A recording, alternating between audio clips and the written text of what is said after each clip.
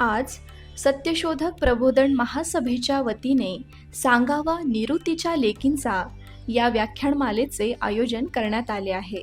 आज पहिली विचारमाळ गुंफणार आहेत प्राध्यापिका प्रतिमा परदेशी.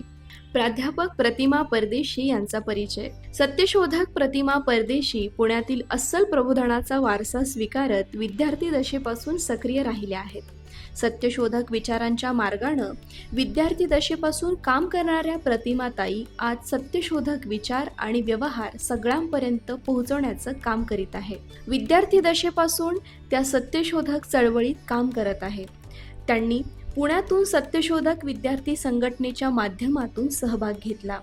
आज प्रतिमाताई जेधे महाविद्यालयात राज्यशास्त्र या विषयाच्या प्राध्यापक म्हणून कार्यरत आहे. प्रतिमाताईंचे व्यक्तित्व हे आज सत्यशोधक पद्धतीनं लढणाऱ्या विद्रोही सामाजिक कार्यकर्त्या म्हणून ओळखलं जातं. त्यांनी मागासवर्गीय विद्यार्थ्यांच्या शिष्यवृत्तीत महागाई निर्देशांकानुसार वाढ आणि ओबीसी विद्यार्थ्यांना मंडल कमिशननुसार शिष्यवृत्ती मिळावी, तसेच जिल्हा पातळीवर मुलींना वसतिगृहे मिळावे या मागण्यांसाठी त्या 1988 सालात संघर्षरत झाल्या. त्यासाठी मुंबई मंत्रालयावर निघालेल्या सत्यशोधकांच्या मोर्चाचे त्यांनी पुण्यातून नेतृत्व केले.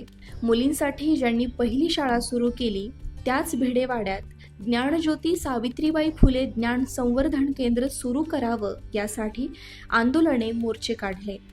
या पहिल्या शाळेचे स्मारक व्हावे या मागणीसाठी काढण्यात आलेल्या पहिल्या मोर्चाचे त्यांनी डॉक्टर बाबा आढाव, फुलवंत अक्का झोडगे यांच्यासोबत विद्यार्थी दशेत नेतृत्व केले. आज प्रतिमाताई विद्रोही सांस्कृतिक चळवळीच्या राज्याध्यक्ष आहेत. तसेच त्या सत्यशोधक जागर या मासिकाच्या गेली 14 वर्षांपासून संपादक म्हणून काम करत आहेत. तसेच प्रतिमाताई सत्यशोधक प्रबोधन महासभेच्या सचिव म्हणून काम करत आहेत. त्यांनी सत्यशोधक विद्रोही विचार त्यांच्या लिखाणाद्वारे देखील सर्वांसमोर मांडले आहेत. सत्यशोधक विवाह, हिंदू कोड बिल ते ऑनर किलिंग, डॉक्टर आंबेडकर आणि स्त्रीमुक्ती, सत्यशोधक डॉक्टर विश्रामरामजी घोले, अब्राह्मणी स्त्रीवादी इतिहास लेखनाच्या दिशेने, योद्धा जनसत्याग्रही दादासाहेब गायकवाड, राज्यघटना फेर आढाव्यामागील राजकारण, महामानवांची बदनामी एक षडयंत्र इत्यादी पुस्तकांचे त्यांनी लिखाण केले आहे. सत्यशोधक विचारानं चालताना त्यांनी स्वतः किशोर ढमाले यांच्याशी आंतरजातीय विवाह सत्यशोधक पद्धतीनं केला व आज अनेकांचे सत्यशोधक पद्धतीने विवाह त्या लावत आहे. सत्यशोधक स्त्रीवादाच्या त्या पुरस्कर्त्या आहेत. त्या आज घटस्थापनेच्या पहिल्या माळेला विचार पुष्प गुंफणार आहे. सत्य की जय हो. आज निवृत्ती दुर्गेचा उत्सव म्हणजे घटस्थापनेचा पहिला दिवस. घटाला आज पहिली माळ महाराष्ट्रातल्या, देशातल्या समस्त स्त्रियांनी आपल्याला वाहिलेली दिसते, समर्पित केलेली दिसते. काय आहे घटस्थापनेचा उत्सव?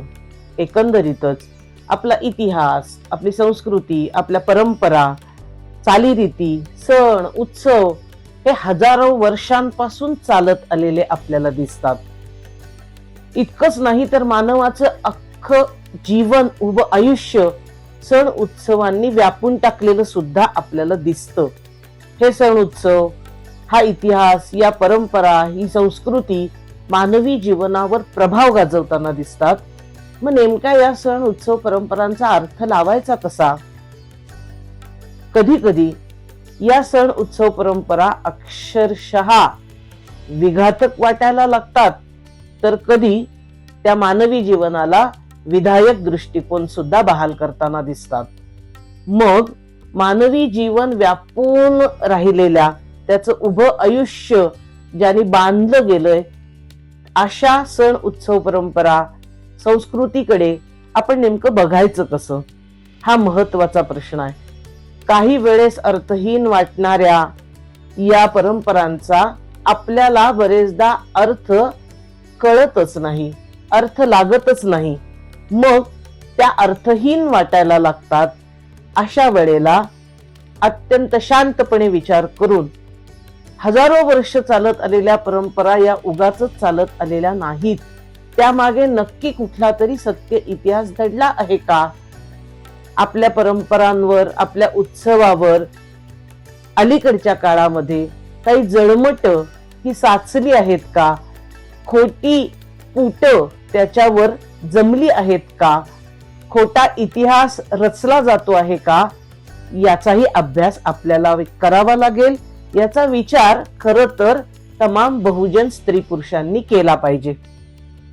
समाज विकासाच्या प्रक्रियेत थोडं कठीण वाटला तरी परंपरांवर जमलेली किंवा लादलेली ही जळमट काढण्याचा प्रयत्न, अक्षरशः खरवडून काढण्याचा प्रयत्न आपल्या महामानवांनी, विद्वत जनांनी केलेला आपल्याला दिसतो. आणि म्हणून आपल्यालाही त्या मार्गाने जाणं हे क्रमप्राप्त आहे.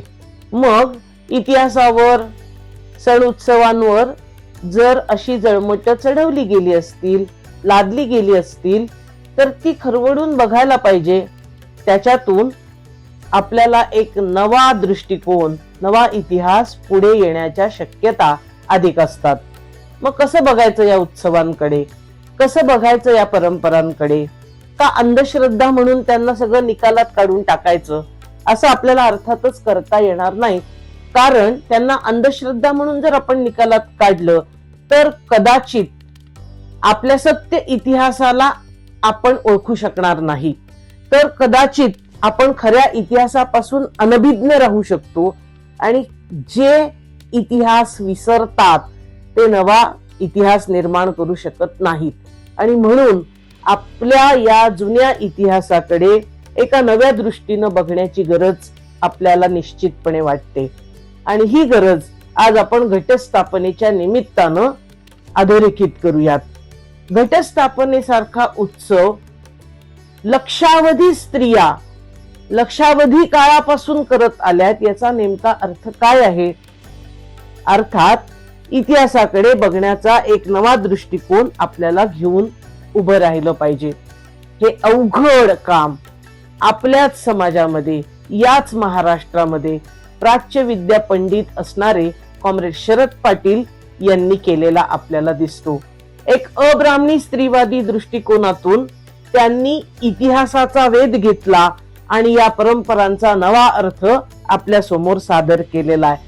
आणि ज्यांना आजचा समाज बदलायचा आहे त्यांना इतिहासाची नव्यानं मांडणी करावी लागते.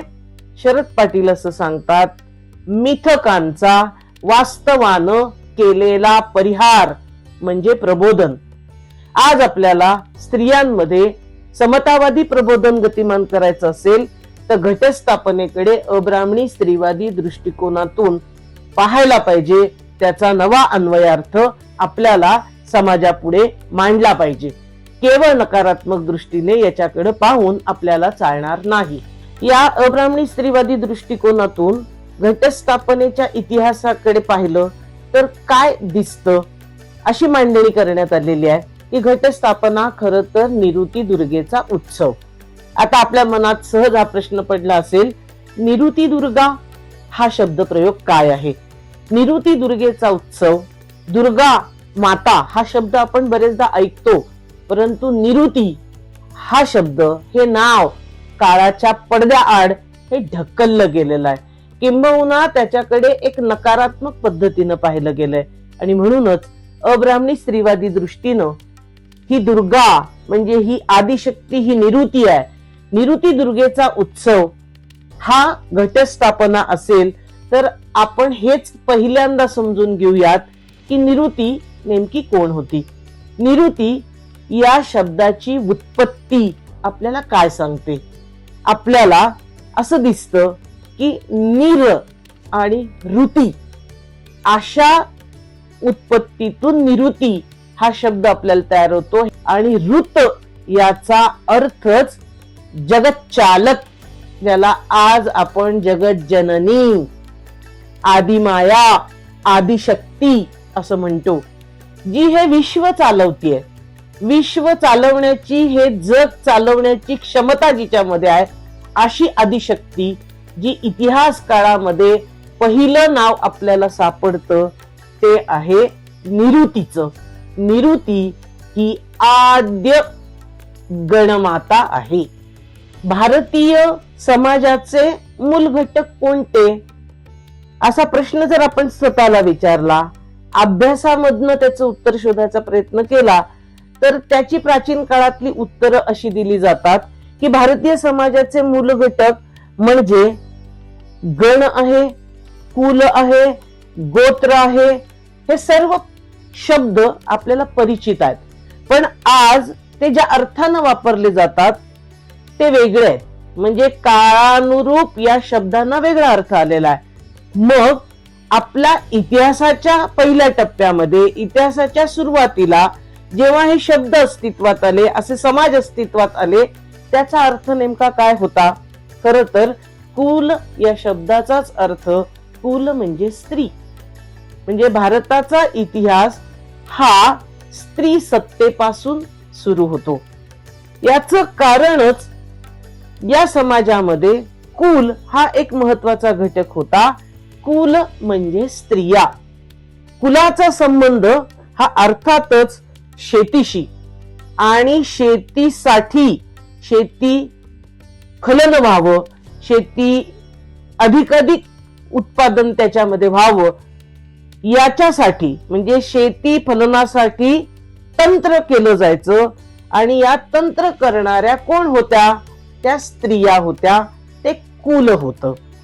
म्हणजे स्त्री ही कुलाची मुख्य आहे. ती काय करतेय? ती शेती फलनाचं काम करतेय. ती याच कुलाची पुरोहिता सुद्धा आहे. पुरोहिता असं म्हटल्यानंतर कदाचित आपले कान टवकारले जातील, आपल्या भुवया उंचावल्या जातील. पण आज ज्या अर्थानं आपण पुरोहित शब्द घेतो, पुरोहित म्हटलं की त्याच्या मागे कर्मकांड आहे, त्याच्या मागे धर्मशास्त्राचा, धार्मिक विधी करण्याचा अधिकार फक्त ब्राह्मण पुरुषांकडे केंद्रित आहे, असा जो अर्थ पुरोहित शब्दाला आज प्राप्त झालेला आहे तसा गण समाजामध्ये नव्हता. त्याचा अर्थ काय होता? पुरोहिता याचा अर्थ जमिनीच्या सुपीकतेसाठी, तिच्या उत्पादकतेसाठी, उत्पादकता संवर्धित करण्यासाठी स्त्री कृषी मायेचे विधी करायची, हा त्याचा अर्थ होता. म्हणजे पहा, समाजाचा एक विकासक्रम आपला असा आहे. जनपद होतं, ज्याला आज आपण राज्य म्हणू. त्या जनपदांमध्ये वेगवेगळे गण आहेत आणि गण अनेक कुलांचे बनत होते. अशी एक समाज रचना ज्याला प्राच्य विद्यापंडित कॉम्रेड शरद पाटील यांनी स्त्री सत्ताक गण समाज असं म्हटलेलं आहे. आता आपल्याला पुन्हा स्त्री सत्ता म्हणजे काय हे अगदी साध्या भाषेत समजून घ्यावं लागेल. जेव्हा शरद पाटील असं म्हणतात की भारतीय इतिहासाची सुरुवात, इतिहासाचा पहिला टप्पा स्त्री सत्ता होती, आपल्या मनामध्ये असा प्रश्न निर्माण होतो, सत्ता हा शब्द त्या काळात कसा? स्त्रिया राजकार्य करत होत्या, म्हणजे राजकारण त्या काळात कसं? स्त्रिया राजपद भूषवित होत्या, म्हणजे त्या राजकारण करत होत्या. काय अर्थ नेमके या सर्वाचे घ्यायचे? त्यामुळे ही मांडणी आपल्याला नीट समजावून घेतली पाहिजे. स्त्री सत्ता अस्तित्वात होती याचा अर्थ आज सत्तात्मक संबंध म्हणजे पदसोपानात्मक, हायरार्की असणारे, श्रेणीबद्धता असणारे संबंध, तसं गण समाजामध्ये अर्थच अभिप्रेत नव्हता, अस्तित्वात नव्हता. स्त्री सत्ता याचा अर्थ स्त्रिया राजकार्य करत होत्या. कोणते राजकार्य? स्त्रिया शेती वाटपाचं राजकार्य करत होत्या. म्हणजे गणभूमीचं वाटप करण्याचं काम स्त्रिया करायच्या. या अर्थानं स्त्री सत्ताक समाज अस्तित्वात होता. हा कसा अस्तित्वात आला याचाही विचार आपल्याला करायला पाहिजे. अशी मांडणी केली गेली आहे की मानवी समाज हा टोळ्यांनी भटकत होता आणि जेव्हा टोळी होती त्या टोळ्यांमध्ये स्त्री पुरुष एकत्र होते आणि जेव्हा टोळीमधल्या स्त्रिया गरोदर राहायच्या तेव्हा गरोदर असताना त्या एके ठिकाणी वास्तव्य करायच्या. मानवी समूहाचा इतिहास आपण पाहिला तर मानवानं वस्ती कुठे केली? या गरोदर स्त्रिया कुठे राहिल्या? अर्थातच जिथे पाणी उपलब्ध आहे अशा ठिकाणी. आणि म्हणून जगाचा इतिहास आपल्याला असं सांगतो की जगभरच्या संस्कृती या नदीकाठी विकसित झालेल्या आहेत, उदय पावलेल्या आपल्याला दिसतात. टोळीमधल्या स्त्रिया गरोदर आहेत आणि गरोदर असताना त्या एके ठिकाणी बाळंत होण्यासाठी राहणार आहेत. तेव्हा गुहेमध्ये निवास राहणं आणि नदी काठी वास्तव्य करणं या गोष्टी जेव्हा होत होत्या, म्हणजे टोळी समाजाला जी संधी उपलब्ध नाही ती स्त्रियांना गरोदरपणाच्या या कालखंडामध्ये उपलब्ध झाली. त्यांना निरीक्षण करता आलं, त्यांच्या हे लक्षात आलं की आपण समजा एखादा फळ खाल्लं तर त्याचं बी त्या जमिनीत पडलं तर तिथे झाड उगवतं. म्हणजे स्त्रिया नदीकाठच्या गाळपेराच्या जमिनीमध्ये उगवताना पाहत होत्या आणि त्यांना हे लक्षात आलं की इथे बी पेरलं तर उगवतं. आणि हाच खरं तर शेतीचा शोध होता. म्हणजे शेतीचा शोध कुणी लावला? जगभरच्या ट्राईब्स मध्ये, जमातींमध्ये, जगभरच्या इतिहासामध्ये आपल्याला असं दिसतं की शेतीच्या शोधकर्त्या, शेतीच्या जननी या स्त्रिया आहेत. कारण त्यांना बाळंतपणाच्या काळामध्ये गुहेच्या तोंडाशी बसलेल्या असल्यानंतर हे लक्षात आलं की नदी जो गाळ वाहून आणते त्या नदीच्या भोवती असणारी गाळपेराची जमीन, त्यामध्ये बी लवकर पेरलं जातं आणि मग ते आपोआप बी पडेल आणि उगवेल. याऐवजी हे मिळालेलं साठवलेलं जे संघर्षातून उपलब्ध झालेलं ज्ञान होतं, स्त्रियांनी मग या गाळपेराच्या जमिनीमध्ये छिद्र केलं, बी पेरली आणि शेतीचा शोध लागलाय. म्हणजे आपोआप काही उगवेल आणि खायला मिळेल, भटकत भटकत कंदमुळं मिळतील आणि खायला मिळेल, मासेमारी शिकार करून खाऊत, हे निसर्गावर अवलंबित्व होतं. पण आता हुकमी अन्न आपण ज्याला म्हणतो ती शेती, त्या हुकमी अन्नासाठी लागणाऱ्या शेतीचा शोध हा स्त्रियांनी लावला. त्या काळामधला समाज, तिथे स्त्रिया बाळ जन्माला घालतात म्हणजे त्या नवनिर्मिती करतात आणि त्याच स्त्रियांनी शेतीचा शोध लावलेला आहे. म्हणजे नवनिर्माणाचं काम, सृजनाचं काम या स्त्रियाच करू शकतात, ही त्या गण समाजामध्ये एक कल्पना निर्माण झाली, तयार झाली. म्हणजे शेती स्त्रियांनी केली तरच ती फलवती होते. स्त्रियाच शेती करतात, स्त्रियांनीच ती केली पाहिजे, हा त्या काळाच्या समाजाचा नियम, समज आपल्याला बनलेला दिसतो. स्त्रियांनी शेती केली, ती कशी केली? स्त्रियांनी गाळपेरामध्ये बी पेरत असताना काठीला टोकदार बनवलं खालच्या बाजूनं, एका बाजूनं, आणि ते तापवून तापवून टोकदार बनवलं आणि त्या टोकदार काठीला म्हणायचं स्फ्य. म्हणजे स्फ्य नावाची काठी घेऊन स्त्रिया जमिनीमध्ये त्या रोवायच्या, छिद्र करायच्या आणि बी पेरायच्या. ही शेतीची सुरुवात स्त्रियांनी केली. मग हे जे धनधान्य निर्माण होणार आहे ते धनधान्य आपल्या गणाच्या कुलांमध्ये समान वाटपाचं कार्य म्हणजे राजकार्य, हे राजकार्य स्त्रिया करत होत्या. आणि ज्ञात असणारा पहिल्या गण समाजाची राणी, आद्य राणी म्हणजे निरुती. हा आहे सारीपाठ, हे आहेत फासे. या सारीपाठाचं महत्व हे पुन्हा भारतीय परंपरांमध्ये, सण उत्सवांमध्ये आपल्याला दिसतं. भारतामध्ये 2 दिवस सारीपाठ खेळण्याचाच उत्सव किंवा सण साजरा केला जातो. एक बलिप्रतिपदेच्या दिवशी, ज्या दिवशी भावाला ओवाळून स्त्रिया इडापिडा टळू दे, बळीचं राज्य येऊ दे ही मंगल कामना करतात त्या दिवशी. आणि त्याच्या आधी कोजागिरी पौर्णिमेच्या दिवशी द्यूत खेळणं, फासे खेळणं किंवा सारीपाट खेळणं हे आपल्या परंपरेत आलंय. हे का आलं, याचा अर्थ काय आहे? आज हे फासे, या सोंगट्या, हा पट हा खरं तर जुगाराचं साधन बनलेलं आहे.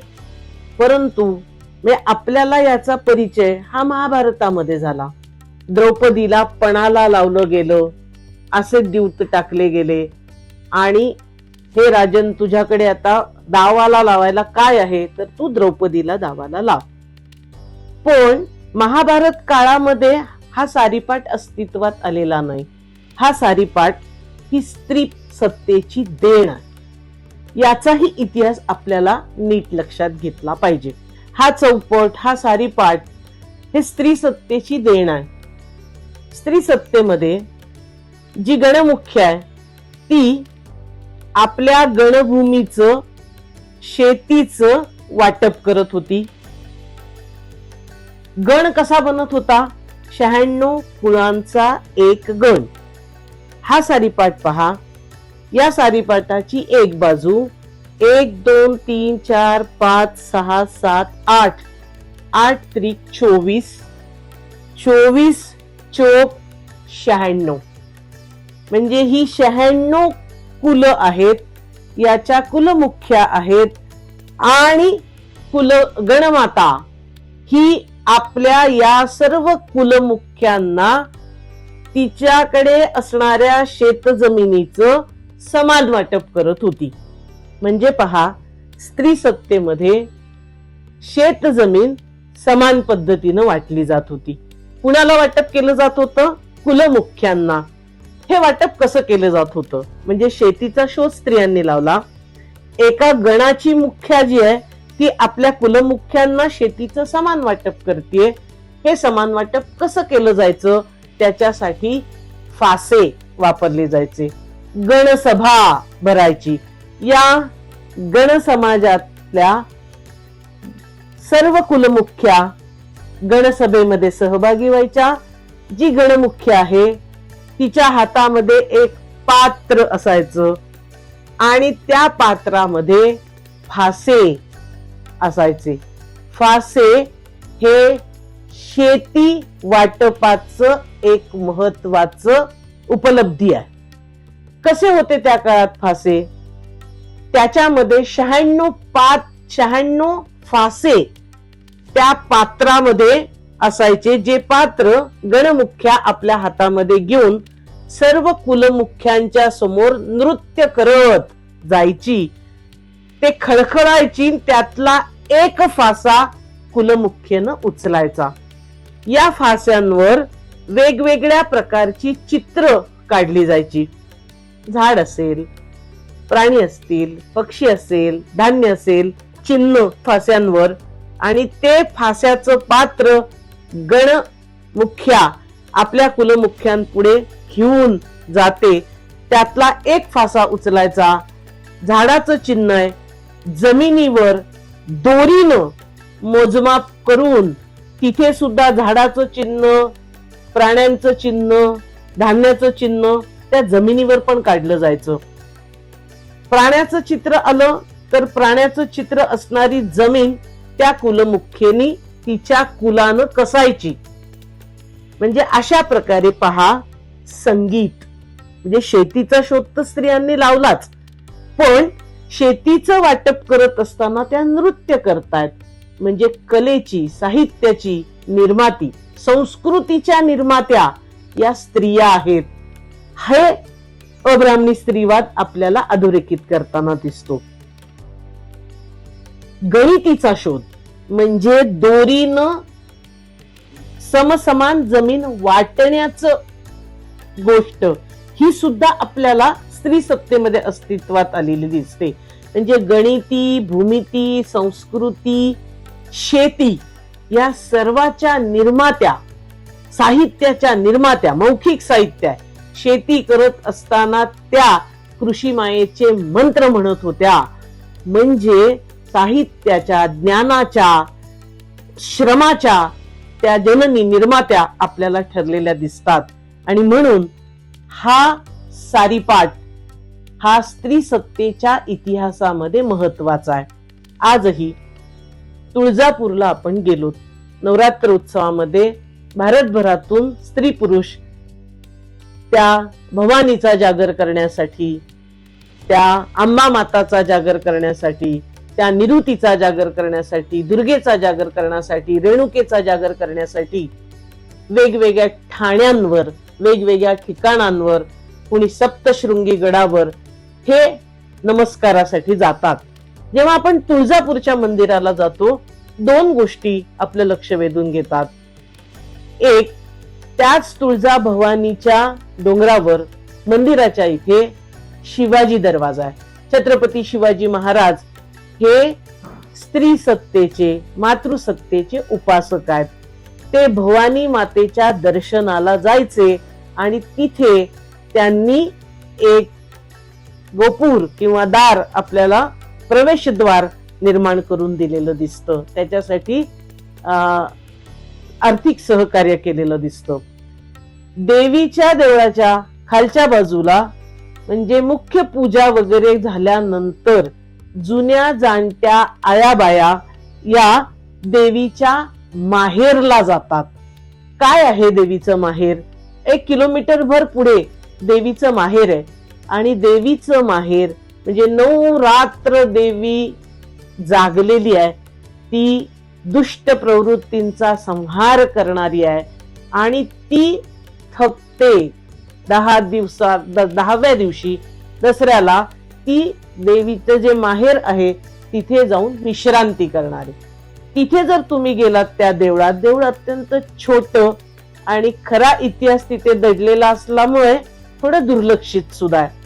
पण त्या देवीच्या माहेरमध्ये जे देऊळ आहे त्याच्यामध्ये काय आहे तर एक गादी आहे आणि त्या गादीवर असाच फक्त सारीपाट आहे, दुसरं काहीच नाही.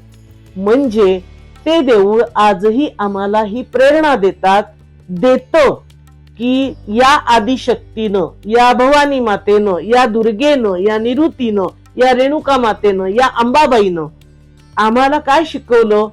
पाऊस पडला की बी पेरायचं असतं, शेती करायची असते, शेतीत येणारं धान्य, शेतजमीन ही आपल्या सगळ्या गणामध्ये सारखी वाटून घ्यायची असते. ही प्रेरणा आम्हाला स्त्री सत्तेचा इतिहास देतो. आज आदिशक्तीचा जागर आपण करतोय. घटस्थापनेतला आजचा पहिला माळेचा दिवस आणि आज ही घटस्थापना आपण कशी करतोय? आपण घराघरामध्ये पाहिलं तर काय घडतं म्हणजे पहा, इतिहासामध्ये आम्ही कोण आहोत? आज आम्ही घटस्थापना का करतो? आम्ही खरं तर घटस्थापना करतो म्हणजे स्त्री सत्तेची आठवण करत असतो.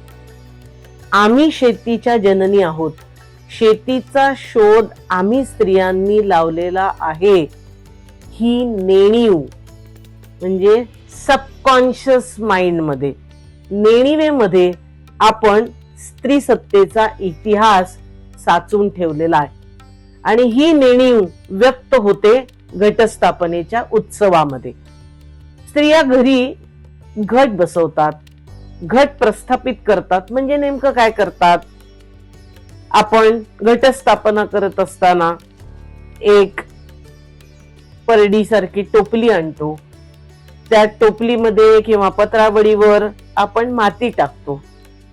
त्या मातीमध्ये आपण गहू किंवा जे धान्य आहे, पंचधान्य, हे पेरतो आणि त्याच्यावर एक गाडगं ठेवतो, त्यात पाणी टाकतो. आता हे माती आणणं, त्याच्यामध्ये पेरणं आणि ती शेती चांगली बहरावी, चांगली फुलावी, तिची उत्पादकता संवर्धित व्हावी म्हणून घटामध्ये आपण पाणी टाकतो. आणि प्रत्येक दिवशी त्याचं स्मरण, त्या आदिशक्तीचं स्मरण, तिची आरती, तिचं गुणगान, उदे गांबे उदे, हे आपण म्हणत 9 दिवस, पहिल्या दिवशी 1 माळ, 2 माळ, 3 माळ, 4 माळ, अशा 9 माळा, 9 दिवस आपण देवीचं स्मरण करत राहतो. हे करणं आज आपण घटस्थापित करणं याचा अर्थ शेतीची नक्कल करणं, स्त्री सत्तेच्या इतिहासाला जागृत ठेवणं हा त्याचा अर्थ आहे. परंतु कालपरत्वे, पुरुष सत्तेच्या अंमलानंतर याचं कर्मकांडामध्ये रूपांतर आपल्याला केलं गेलेलं दिसतं. इतिहासावर, परंपरांवर, संस्कृतीवर फूट, जळमट कर्मकांडाची, अंधश्रद्धेची जमलेली आहे. आपल्याला ती बाजूला सारावी लागेल आणि स्त्री शक्तीचा जागर या घट स्थापनेचा खरा इतिहास आपल्याला जाणून घेतला पाहिजे. या घटस्थापनेमध्ये आदिशक्तीचा जागर म्हणजे स्त्री सत्तेची नेणीव आपण जागृत करतो असा त्याचा अर्थ आहे. घटस्थापनेच्या निमित्तानं हा स्त्री सत्तेच्या इतिहासाला उजाळा देण्याची आज 21व्या शतकात खरंच गरज आहे. याचं कारण इतिहासामध्ये, वर्तमानामध्ये असं बरेचदा म्हटलं जातं की स्त्रिया सदा सर्व काळ शोषित होत्या, दडपलेल्या होत्या, त्यांना कर्तृत्व करायची केव्हाच संधीच उपलब्ध झालेली नाही. तर हा काही भारताचा इतिहास नाही किंवा जगाचा इतिहास नाही. भारताचा इतिहास स्त्री सत्तेपासून सुरू होतो. एक निरुती आणि अनेक कंसारा, यहामुगी, अंबा माता, अंबिका माता, दुर्गा माता, रेणुका माता, भवानी माता, सप्तशृंगी माता, चतुर्शृंगी माता, अशा अनेक माता आपल्याला प्रेरणा देत राहतात आणि यांच्या इतिहासातून आपल्या लक्षात येतो स्त्री सत्तेचा, मातृसत्तेचा आपला इतिहास. आणि म्हणून स्त्रिया आजही हिम्मत करून ज्ञानाच्या क्षेत्रात, कर्तृत्वाच्या प्रत्येक क्षेत्रात आपला ठसा उमटवू शकतात. स्त्रियांनी याची जाणीव करून घेतली पाहिजे. आपण जर गुलामीची जाणीव ठेवली तर आपण इतिहास निर्माण करू शकत नाही. इतिहास कशाला, आपण आपला आत्मसन्मान सुद्धा बाळगू शकत नाही. आपला आत्मसन्मान आपल्याला टिकवून ठेवायचा असेल, आत्मनिर्भरपणे स्त्रियांनी उभं राहायचं असेल तर स्त्री सत्ताक इतिहासाकडे आपण डोळसपणे पाहिलं पाहिजे. त्या आदी शक्तीनं, त्या आदिमायांनी, त्या आमच्या गणमातांनी, त्या कुलमातांनी इतिहास रचला. त्यांनी एक संदेश समाजामध्ये दिला आणि ती प्रेरणा घेऊन आम्ही नव भविष्य, नव वर्तमान घडवू असा निर्धार आपण खरं तर केला पाहिजे. आपण आपल्या स्त्री सत्ताक या गणमाता, कुलमुख्या या सगळ्यांकडे पाहिला. त्या काही ना काही प्रेरणा आपल्याला देतात आणि त्यांचे सण उत्सव आपण आपल्या आपल्या पद्धतीनं आजही साजरे करतो. त्याचे नवे नवे अर्थ आपण समजून घेतले पाहिजे.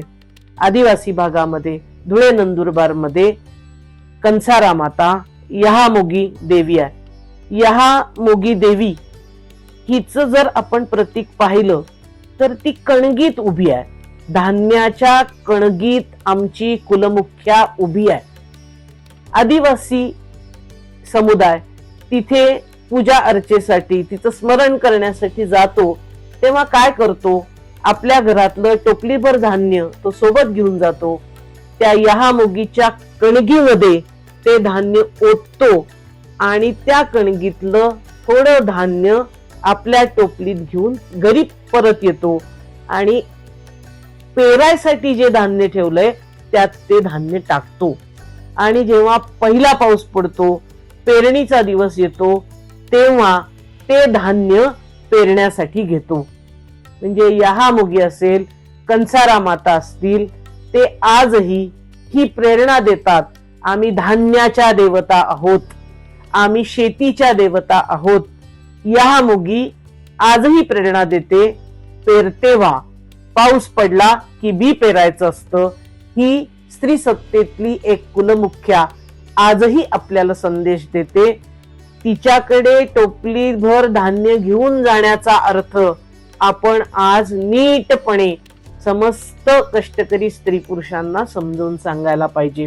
अशा अनेक प्रथा आहेत घटस्थापनेची पूजा, घट स्थापन करण्याचा अधिकार फक्त आणि फक्त स्त्रियांनाच का आहे? कारण त्या शेतीच्या जननी आहेत, त्या शेतीच्या शोधकर्त्या आहेत. पुरुष दुर्गा मातेची, अंबा मातेची, रेणुका मातेची पूजा करू शकतात, उपवास 9 दिवस करू शकतात, ते गाणी आराधी गीत गाऊ शकतात, पण घट स्थापन करण्याचा अधिकार पुरुषांना नाही. घट स्थापन करून देवीची आरती करण्यापर्यंतचा सर्व अधिकार हा स्त्रियांना आहे. आणि म्हणून हा स्त्री सत्तेचा अन्वयार्थ, ही स्त्री सत्तेची आपण आज घटस्थापनेच्या निमित्तानं करत असलेली नक्कल आपण लक्षात घेऊया. हे आजचं वर्तमान विशेषतः स्त्रियांसाठी भयावह आहे. ज्या प्रकारचा अपमान त्यांना सहन करावा लागतो कुटुंबात, कुटुंबाच्या बाहेर, त्या नोकरीच्या ठिकाणी, शाळेच्या ठिकाणी, महाविद्यालयांच्या ठिकाणी, शेतीमध्ये असेल, कंपन्यांमध्ये, जिथे कुठे त्या श्रम करतायत तिथे आज भयावह वास्तवाला त्या सामोऱ्या जाताना दिसतायत.